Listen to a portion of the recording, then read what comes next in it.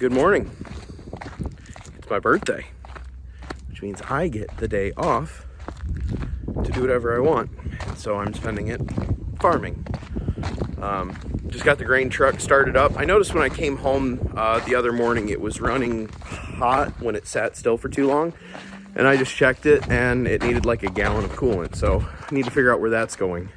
Right now, we are going to go ahead and get that run off into the grain truck so I can haul that in today. Might get to some combining. I don't know. Depends on how the weather holds and just how the day seems to go. Let's go ahead and get this transferred over so we can get it hauled in.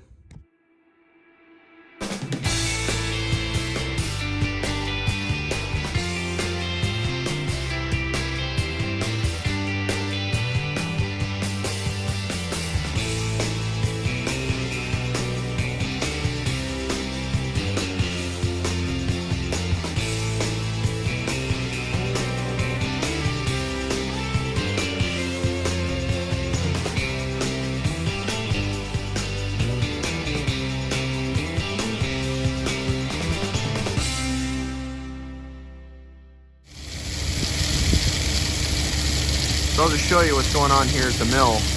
It goes in this trough, which acts like a funnel. And then from there, it goes underground, up through that auger that's right there, up to the grain leg, all the way up the grain leg to a distributor, and then it's going into one of these bins. I don't know which. So I'm here with Jack over at the mill where we take our corn, and we were just talking about what all's going on here. So you've got the grain dryer, and then up there you've got the wet bin that's where the corn's going into from the grain leg. So it's going up the grain leg and it's coming down from the distributor into that grain tank. Now this grain dryer here, how many bushel an hour can you run through it? Run 10 ton an hour.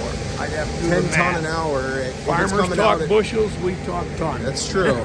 So at 56 pounds a bushel, if that's what it's coming out at, you're talking 10 ton, that's 20,000 pounds. Okay, 360, I didn't carry the zero in my head.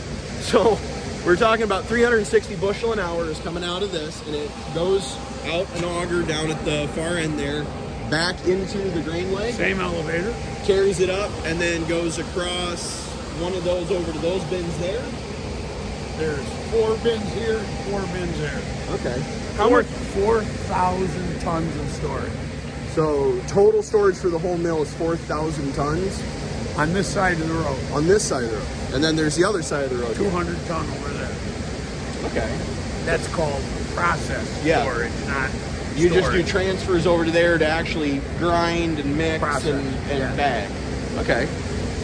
So this is actually the mill where I get my feed for my pigs, my chickens, even my wife's rabbits. So basically I'm selling them the corn. They dry it down. They bill me to dry it down, which we'll get to that. And then I buy the feed back from them. So it works out for the best because then it's a better quality than if I mixed it myself. So, yeah. Well, I appreciate it, Jack. Okay. Well, as you can see, it has started snowing. So, by the time we got done with our dumping of the grain and running some other errands over in that area, going to see some Amish places that we know, I wanted to take my father-in-law, who was riding in the grain truck with me, and then Katie and the kids and my mother-in-law were in their car, in our car. They had followed us, but they were in a separate vehicle. But by the time it was said and done and we got back over here, the weather started to set in and there's just no way I'm gonna be able to get anything combined before it gets out of hand. Field's far enough away, I don't want to leave the combine there and let it get snowed on, because between now and the weekend, in just a few days, we may end up with like over a foot of snow, and I don't want that filling the grain tank and everything else. So that being said, I want to say thank you to Jack over at Harry Austin Milling for taking the time to show us a little bit about the setup that they have there with emptying the corn, drying it, and storing it. And don't forget, like, subscribe, share. Yeah, I really appreciate all you guys watching this, and be looking out for more videos here as winter sets in.